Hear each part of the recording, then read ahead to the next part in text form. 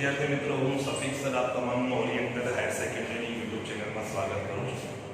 મિત્રો આપણે લાસ્ટ વિડીયોમાં આમનોનનું પ્રકરણ સ્ટાર્ટ કરેલું છે અને મેં તમને અગાઉ પણ વિડીયોમાં કહ્યું છે કે આમનોનનું પ્રકરણ એ સૌથી મહત્વનું પ્રકરણ છે, જેમાં ઉધાર જમાના નિયમો તમને આવડવા જોઈએ, વ્યવહારની ઓળખ ખબર પડવી જોઈએ કે જો રોકડ વ્યવહાર છે કે ઉધાર વ્યવહાર છે, ને જો રોકડ વ્યવહાર હોય તો એક ખાતું રોકડ આવે ને આવે છે, जो उधार व्यवहार होय तो एक खातु व्यक्तिનું નામ આવે ને આવે છે।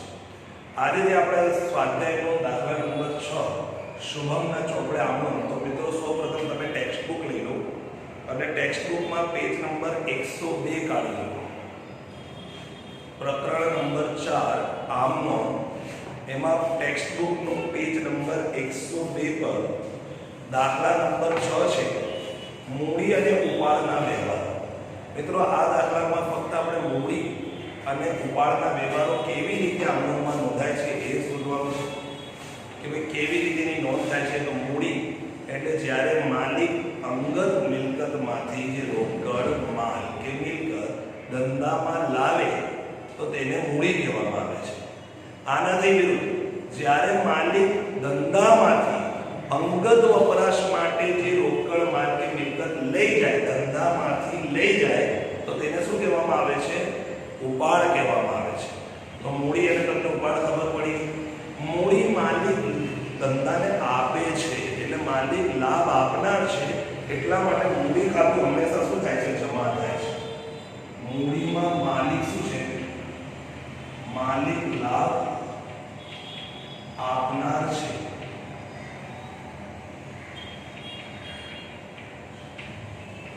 માટે મૂડી હંમેશા જમા થાય અને ઉપાડમાં હંમેશા ઉપાડ કોણ કરે છે? ઉપાડ માલિક ધંધાની વસ્તુ લઈ જાય છે એટલે માલિક શું કહે છે? લાભ લેનાર છે, માટે ઉપાડ ખાતું હંમેશા શું થતું હોય છે? ઉધાર થતું હોય છે। તો હવે સૌપ્રથમ પહેલા આપણે જે છે 2014 જાન્યુઆરી આપેલું છે એટલે આપણે તારીખના ખાનામાં 2014 અને જાન્યુઆરી મૂકવાનું। એમાં પહેલી તારીખ છે, હું રકમ વાંચું છું, ₹10,000 નો માલ સ્ટોક, 15,000 રોકડા અને 5,000 નું ફર્નિચર અને 10,000 ના દેવાદારો સાથે આપણે ધંધો શરૂ કર્યો છે। તો મિત્રો જે પણ જે અંગત મિલકતમાંથી જે કઈ વસ્તુ ધંધામાં લાવીએ એને શું કહેવામાં આવે છે? મૂડી કહેવામાં આવે છે। તો અહીંયા સૌપ્રથમ શું આવે છે? માલ લાવ્યા છે, માલ એટલે આપણે પહેલી તારીખ લખીશું, માલ લાવ્યા છે એટલે કહેવાય માલ સ્ટોક। માલ સ્ટોક ખાતે ઉધાર। આપણી પાસે જો માલ હોય, આપણી પાસે ઘરે માલ પડ્યો હોય તો ગમે ત્યાંથી આપણે માલ લઈને આવીએ, ખરીદી કરી નથી, માલ લાવીએ છીએ એટલા માટે આમનોનમાં એને માલ સ્ટોક લખવામાં આવે છે। પછી 15,000 રોકડા લાવ્યા છે તો રોકડ પણ આવે છે અને આ માલ અને રોકડ મિલકત છે આવે તો ઉધાર થાય, માટે રોકડ ધંધામાં આવે છે, માટે રોકડ ખાતે પણ શું થશે? ઉધાર થશે। એના પછી જે 5,000 નું ફર્નિચર, ફર્નિચર પણ મિલકત છે, ફર્નિચર પણ ધંધામાં આવે છે અને જે તે કંઈ પણ મિલકત આવે એટલે શું થાય? ખાતું ઉધાર થાય એટલે ફર્નિચર ખાતે પણ શું થશે? ઉધાર। એના પછી આપણે કોઈ વ્યક્તિ પાસેથી લેવા છે જેને કહેવાય દેવાદારો, એટલે કોઈ વ્યક્તિ પાસે આપણે માંગીએ છીએ રૂપિયા તો એ 10,000 દેવાદારો સાથે ધંધો કર્યો તો દેવાદારો શું છે? ધંધાના લેણા અને લેણા ખાતે શું થાય? ઉધાર થાય, માટે દેવાદારો ખાતે પણ શું થશે? ઉધાર। દેવાદારો એટલે એને કહેવાય લેણું, ખાતે પણ શું થાય? ઉધાર। જો લેણદાર હોય, લેણદાર તો લેણદાર ખાતે શું થાય? જમા।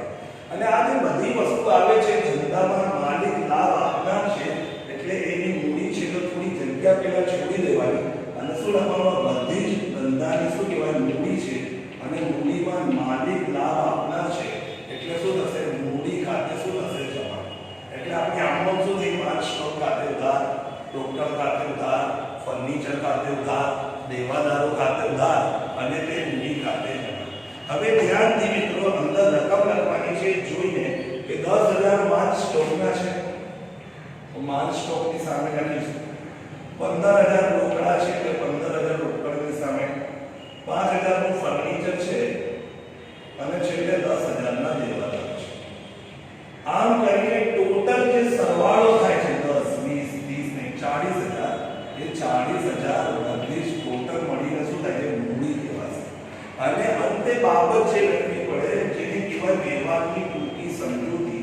બાબત જે, બાજે એ શોર્ટ ફોર્મમાં કે છે, એનું ફૂલ ફોર્મ છે બાબત જે, એટલે વ્યવહારની સમજૂતી કે માલિકે માલ સ્ટોક, રોકડ, એના પછી ફર્નિચર, એના પછી છે દેવાદારો સાથે શું કરે કે ધંધો શરૂ કર્યો. આ છે વ્યવહારની સમજૂતી. એટલે આખું જો ના ખબર પડે તો આખું વ્યવહાર જ લખી નાખવાનું, પણ રકમ લખવાની નહીં. એના પછીનો જે તારીખ છે એ છે 12 નંબરનો વ્યવહાર. 12 તારીખે કે અંગદ મોટરકાર 80,000 માં વેચી. આપણી પાસે અંગદ ઘરે કેટલાની મોટરકાર હતી? 80,000. તો 80,000 માં વેચી દીધી આપણે, પણ એમાંથી 50,000 રોકડા ધંધામાં લાવ્યા. મિલકતના મિત્રો ખાસ ધ્યાન રાખો, ધંધાના વ્યવહારો છે. અંગત વ્યવહારો લખતા નથી. હિસાબી જે નોંધ થાય છે ધંધાની થાય. તો આપણે ધંધાની જે અંગત મોટરકાર હતી 80,000 ની, એ 80 માં વેચી દીધી છે આપણે. મોટરકાર 80,000 માં વેચી એની કોઈ નોંધ ના થાય, પણ એમાંથી આપણે 50,000 રોકડા સેવા લાવ્યા, ધંધામાં લાવ્યા. તો આ રોકડ આવે છે. તો આ પણ શું કહેવાય? મૂડી. ધંધામાં આવે એટલે મૂડી કહેવાય. એટલે કઈ તારીખ છે? 12 તારીખ. રોકડા આવે છે એટલે રોકડ ખાતે ઉધાર. અને રોકડા કોણ લાવે છે? માલિક લાવે છે. માલિક ધંધામાં જે પણ લાવે એને શું કહેવામાં આવે છે? મૂડી કહેવામાં આવે. એટલે રોકડ ખાતે ઉધાર તે મૂડી ખાતે એમાં કેટલા રૂપિયા લાવ્યા? 50,000. 50,000. એટલે આ જે આમનો છે એમાં ખાતાના પ્રકારો લખવાના નથી. જે ખાતાઓ અસર પામતા હોય, જેના ખાતે ઉધાર કે જમા અસર આવતી હોય, બસ ફક્ત એ જ ખાતા લખવાના. એનો કોઈ પ્રકાર નથી લખવાનો, એનો ઉધાર કરવા માટેનું કારણ નથી લખવાનું. હા, પણ એક વાત યાદ રાખો, હંમેશા ઉધાર થતું ખાતું શું કરવાનું? પહેલા ઉધારમાં. જે ઉધાર થાય છે એ ખાતા પહેલા લખવાના, જે જમા થાય છે એ ખાતા પછી લખવાના. આની ટૂંકી સમજૂતી આપણે લખી બાબત છે. અંગદ મોટરકાર વેચી તે પૈકી અમુક રકમ ધંધામાં લાવ્યા. ધંધામાં લાવ્યા. એના પછી જો 13મો છે, 13મો કે જે ઘર ખર્ચ માટે રૂપિયા 1,000 બેંકમાંથી ઉપાડ્યા. આપણે ઘરે જરૂર છે કઈ કામની, એટલે આપણે શું કરીએ છીએ? બેંકમાં જઈએ છીએ અને ઘર ખર્ચ માટે રૂપિયા 1,000 શું કરીએ છીએ? ઉપાડીએ છીએ. જો બેંકમાંથી તમે રકમ ઉપાડો તો બેંકમાં બેલેન્સ આપણું શું થઈ જાય? ઓછું થાય. એટલે બેંક સિલક શું થઈ જાય? ઘટે. તો એનો નિયમ યાદ રાખો, જો બેંકમાં સિલક વધે તો ઉધાર, ઘટે તો જમા. અત્યારે બેંકમાંથી કાઢ્યા છે એટલે શું થાય? બેંક સિલક ઘટી ગઈ એટલે બેંક ખાતું શું થશે? જમા થશે. શેના માટે ઉપાડ્યા? તો ઘર માટે, એટલે ઘર ખર્ચ માટે ઉપાડ્યા. અને ઘરનો જે પણ ખર્ચ તમે ધંધામાંથી કરો એને શું કહેવામાં આવે છે? ઉપાડ કહેવામાં આવે છે. તો મિત્રો આજે 13 તારીખ છે, એની આપણું શું થશે? ઘર ખર્ચ એટલે અંગત ખર્ચ છે, એટલે લખાશે ઉપાડ ખાતે ઉધાર. ઉપાડ ખાતે ઉધાર. અને તે બેંકમાંથી ઉપાડ્યા છે એટલે બેંક સિલક શું થાય છે? ઘટે છે. શું થાય છે? ઘટે છે. એટલે બેંક ખાતે જમા કેટલા રૂપિયા છે? તો 1,000 રૂપિયા ઉપાડ્યા છે, એટલે અહીંયા લખવાના 1,001. મિત્રો બાબત જેમાં તમારે એમ લખવાનું કે ઘર ખર્ચ માટે બેંકમાંથી ઉપાડ્યા. શેના માટે ઉપાડ્યા છે? ઘર ખર્ચ માટે બેંકમાંથી ઉપાડ્યા. એના પછી તો એકાકી પેઢીના માલિકનું આવકવેરા રિફંડ 500 ધંધાના ખાતામાં ભર્યો. જો આવકવેરા રિફંડ છે તો મિત્રો પેલા આ સમજવું પડે એક્સ્ટ્રામાં. જો એમ આપે કે આવકવેરાના રૂપિયા 2500 ભર્યા, પેલા આ આમનો સમજવી પડે તમારે. અથવા તો કેટલીક વાર કાઉન્સમાં લખશે ચેકથી ભર્યા. કેટલીક વાર દાખલામાં ચેક શબ્દ આપેલો હશે, પરંતુ ચેક શબ્દ ના પણ આપે તો યાદ રાખવાનું આવક વેરો જે ઇન્કમ ટેક્સ છે હંમેશા આપણે ચેક દ્વારા જ ભરીએ છીએ. એટલે બેંક વર્ષે જ આ વ્યવહાર થાય છે. એટલે સૌપ્રથમ આવક વેરા એટલે અંગત ખર્ચ છે, ધંધાનો ખર્ચ નથી. તમારી ઇન્કમ આટલી વધારે છે તો સરકાર કહે છે કે જો તમે આટલું વધુ કમાતા હો તો દેશના હિત માટે પણ કંઈ કામ કરો. તમે આટલા માલદાર બનશો પણ દેશ માટે કંઈ યોગદાન આપો તો સરકાર શું કરે છે, બધી જેટલી પણ એક મર્યાદા નક્કી કરવામાં આવેલી છે આવક વેરાની કે એ મર્યાદા સુધી જો તમે કમાવતા અથવા એનાથી વધારે કમાવતા હો તો તમારે ઇન્કમ ટેક્સ ભરવો પડે છે સરકાર. તો એ તમારો ધંધાનો ખર્ચ નથી, એ તો અંગત ખર્ચ છે. તો અંગત ખર્ચ છે તો યાદ રાખવાનું કે આવક વેરા જ્યારે પણ આપણે ચૂકવીએ તો અંગત ખર્ચ હોવાથી એની આમદ એવી રીતે થાય કે ઉપાડ ખાતે ઉધાર. કેટલા રૂપિયા? ઉપાડ ખાતે ઉધાર 2500. સેનાથી ભરીએ ચેકથી. શબ્દ આપે કે ના આપે હંમેશા ચેકથી જ ભરવાનું હોય. તો ચેકથી ભર્યા છે એટલે તે બેંક ખાતે શું થઈ જાય છે? પહેલા આ નોંધ આવે કે આવક વેરા જે ભરવામાં આવે છે ઇન્કમ ટેક્સ એ એડવાન્સમાં સરકારને આપવામાં આવે. પહેલા આપી દેવાનું, પછી ગણતરી થાય વર્ષના અંતે હિસાબ બોલી અને હિસાબની ચકાસણી કર્યા પછી ધારો કે હું તમને એક એક્ઝામ્પલ આપ્યું કે અત્યારે આપણે કેટલા આવક વેરાના ભર્યા છે? 2500 ભર્યા આપણા અંગત ખર્ચ. પણ સરકાર જ્યારે હિસાબ કરે છે તો હિસાબમાં આવ્યું કે આપણે તો આવક વેરો કેટલો થયો? હિસાબી પતાવટમાં નક્કી શું થાય છે? નક્કી હિસાબોમાં એમ નક્કી થયું કે તમારે તો 2000 જ રૂપિયા ભરવાના ને આપણે સરકારને કેટલા ચૂકવી દીધા છે? 2500 રૂપિયા ચૂકવ્યા છે. આનો અર્થ કે આપણે સરકારને 500 રૂપિયા વધારે ચૂકવી દીધા છે. શેના ચૂકવી દીધા છે? આવક વેરાના. તો જ્યારે સરકાર જે હિસાબ વાળે જે ઓડિટર જે ચકાસણી કરે છે સીએ દ્વારા ચકાસણી કરવામાં આવે અને જ્યારે ચકાસણી થઈ ગયા પછી નક્કી થયું કે 2000 હતું અને આપણે ભર્યું છે 2500, તો સરકાર શું કરે છે? ઇન્કમ ટેક્સ ખાતું એ આપણના ખાતામાં આપણને શું કરે છે? રિટર્ન કરી આપે. એને કહેવામાં આવે છે આવક વેરા. શું છે? રિફંડ. રિટર્ન કરે, આપણા ઘરે ના મોકલે. આપણી એમની પાસે શું છે? આવક વેરા વિભાગ પાસે આપણો એકાઉન્ટ નંબર હોય તો એ આપણા અકાઉન્ટ નંબરમાં કેટલા નાખી દેશે? તો આ જે ડિફરન્સ છે તે 2500 કુલ ભર્યા હતા. કુલ કેટલા ભર્યા છે આપણે? 2500. નક્કી કેટલું થયું? 2000. તો કેટલું રિફંડ કેટલું મળે? તો આ અંગત ખર્ચ, અંગત ખર્ચના જે 2500 ચૂકવેલા એ અંગત ખર્ચમાંથી આપણી પેઢીમાં આવી ગયા છે. તો હવે શું લખ્યું છે કે વેપારી પેઢીના માલિકનો આવક વેરા રિફંડ 500 બેંક ખાતામાં આવી. આ અંગત ખર્ચ હતો. અંગત ખર્ચની રકમ ધંધામાં આવી જાય. પણ મિત્રો આને કહેવાય મૂડી. કારણ અંગત ખર્ચમાંથી જે કંઈ પણ ધંધામાં આવે એને શું કહેવામાં આવે છે? મૂડી કહેવામાં આવે. અને ધંધાના બેંક ખાતામાં ભર્યા છે એટલે આપણે બેંક ખાતામાં બેંક બેલેન્સ વધી જશે. એટલે કઈ તારીખ છે? 15 તારીખના રોજ આમદ આવી થશે કે બેંક ખાતે ઉધાર, બેંક ખાતે ઉધાર એ મૂડી ખાતે જમા. મૂડી ખાતે જમા. મિત્રો તમને ખાલી એ તકલીફ પડશે કે કેમ સરે મૂડી ખાતે જમા કરીશ. હું ફરીથી કહી દઉં તમને કે આવક વેરો છે ને, આવક વેરો અંગત ખર્ચ છે. આવક વેરો અંગત ખર્ચ માટે કોના ખાતે? ઉપાડ ખાતે ઉધાર થાય. ઉપાડ ખાતે શું થાય? જ્યારે દાખલામાં આવક વેરો આવે તો ઉપાડ ખાતે ઉધાર થાય. પણ જો દાખલામાં આવક વેરા રિફંડ હોય તો યાદ રાખવાનું આવક વેરા રિફંડ એને શું કહેવાય છે? મૂડી. શું કહેવામાં આવે છે? મૂડી. અને મૂડી ખાતું હંમેશા શું થતું હોય? જમા. એટલે આપણે શું થયું? બેંક ખાતે ઉધાર અને તે કોના ખાતે જમા કરી દીધા? મૂડી ખાતે જમા.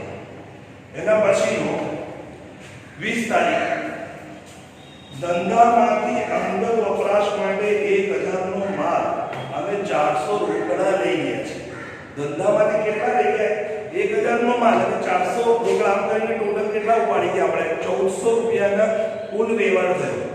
એટલે આપણે ધંધામાંથી ઉપાડી જાય છે એટલે ત્યાં ઘરે તો એને શું કહેવામાં આવે છે? ઉપાડ કહેવામાં આવે. શું કહેવામાં આવે છે? ઉપાડ. એટલે 20 તારીખમાં ઉપાડ ખાતે ઉધાર કેટલા ઉપાડી ગયા? 1000 રૂપિયા. શેના ઉપાડી ગયા છે? માલ અને 400 રોકડા. તો બધા મિત્રો શું કરતા હોય છે? ઉપાડ ખાતે ઉધાર તે રોકડ ખાતે જમા કરતા. એ ખોટું છે. તો એકલું રોકડ ખાતું જમા નહીં થાય. અહીં અહીંયા બે વસ્તુ છે, અંડરલાઈન કરો 1000 નો માલ, માલની નીચે અંડરલાઈન કરો અને 400 પછી લખી રોકડા, તો રોકડાની નીચે અંડરલાઈન. આપણે ટોટલ રોકડા નથી મળતા, 1000 નો માલ. તો મેં તમને લાસ્ટ લેક્ચરમાં સમજાવ્યું કે ધંધામાંથી ગમે તે રીતે માલ જાય, ઉપાડથી ગયેલ માલ હોય કે આગમાં બળી ગયેલ માલ હોય કે ગમે તે રીતે નુકસાન પામેલ માલ હોય, તો હંમેશા કયું ખાતું જમા થાય? ખરીદ ખાતું જમા થાય. કયું ખાતું જમા થશે? આ ખૂબ જ મહત્વનું છે. ખરીદ ખાતું જમા એટલે 1000 નો માલ આપણી પાસેથી ગયો છે તો 1000, અને રોકડા કેટલા લઈ ગયા છે? રોકડ લઈ ગયા છે ફક્ત 400, એટલે રોકડ ખાતે કેટલા જમા થશે? 400. અને બાબત છે એમ લખાશે, તમારે બાબત છે લખતા રહેવાનું છે. અત્યારે હું તમને મોઢે બોલી રહ્યો છું કે રૂપિયા એમ લખવાનું કે અંગત ખર્ચ માટે માલ અને રોકડા લઈ ગયા. ધંધામાંથી માલ અને રોકડ લઈ ગયા. પુત્રની પ્રવાસ ફીના 1500 ધંધામાંથી ચૂકવ્યા. જો એની શું છે? પુત્રીની પ્રવાસ ફી છે. પુત્રીની પ્રવાસ ફીના 1500 ક્યાંથી આપ્યા છે? એટલે અંગત ખર્ચ કહેવાય. પુત્રીની ફી હોય તો તમારે ઘરેથી ભરવી પડે, પણ આ કે છે નહીં, ધંધામાંથી આપણે ચૂકવ્યા છે તો આ તો અંગત ખર્ચ કહેવાય. અને અંગત ખર્ચ આવે એટલે તમારે ઉપાડ ખાતું ઉધાર થાય. કયું ખાતું? ઉપાડ ખાતે ઉધાર. અને ચૂકવ્યા છે ધંધામાંથી, તો ધંધામાંથી રોકડ જાય છે, માટે રોકડ ખાતે જમા. અને કેટલા રૂપિયા ચૂકવ્યા છે? 1500.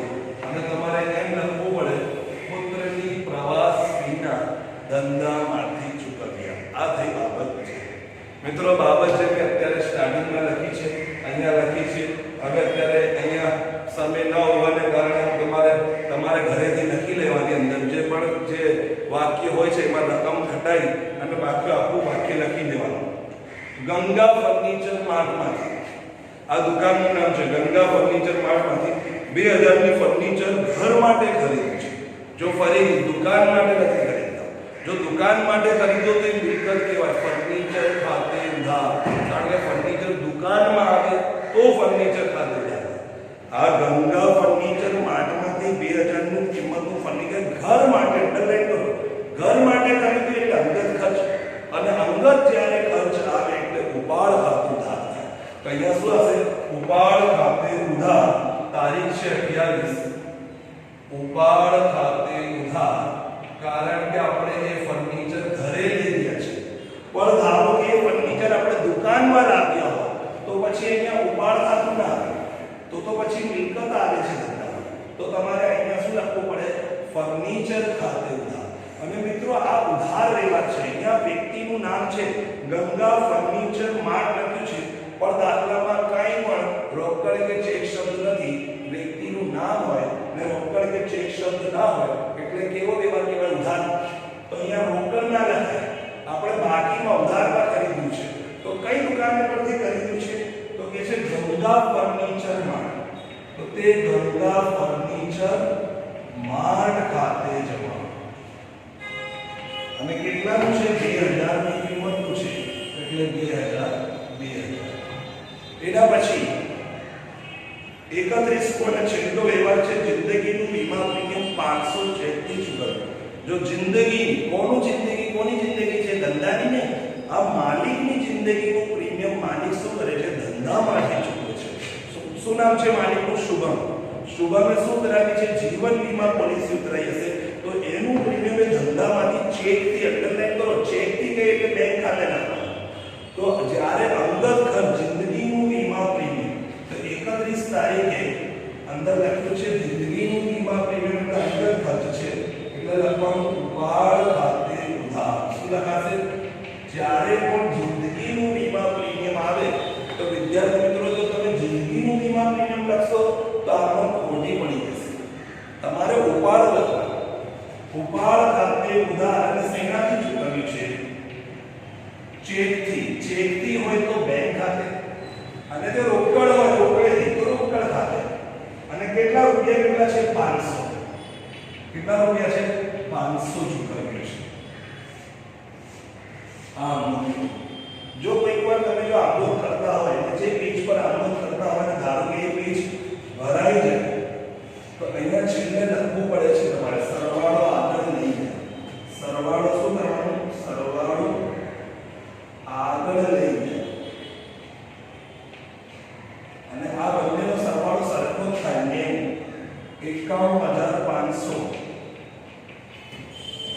91500 અને જ્યારે ત્રીજા પેજ પર આવો તમારે અહીંયા લખવું પડે ઉપરની લાઈનમાં જે હું ભૂલી ગયો છું સરવાળો આગળ લાવ્યા અહીંયા લખવું પડે 51500 પછી આ 51500 માં આ બધા સરવાળો કરી દેવાનો તો જે રકમ આવે એ કહેવાય કુલ સરવાળો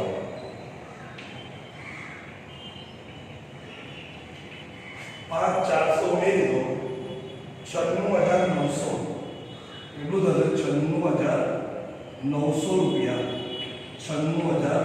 96900 કારણ કે આંકડામાં ઉધાર અને જમા બંને બાજુ એક સરખી રકમ નોંધાવી છે માટે જો સરવાળો કરશો તો એક સરખો જ આવવો જોઈએ તો આ બધાનો સરવાળો તમે કરી લેજો એટલે કેટલા થાય છે 5400 પહેલા અને અહીંયા છે 51500 એટલે 96900 અને વચ્ચે જે છે નીચે આ સરવાળા પછી બે લાઈન કરવાની કેટલી લાઈન કરવાની બે લાઈન મિત્રો આ થયો દાખલા નંબર 6 હવે આપણે નેક્સ્ટ વિડિયોમાં નવા દાખલા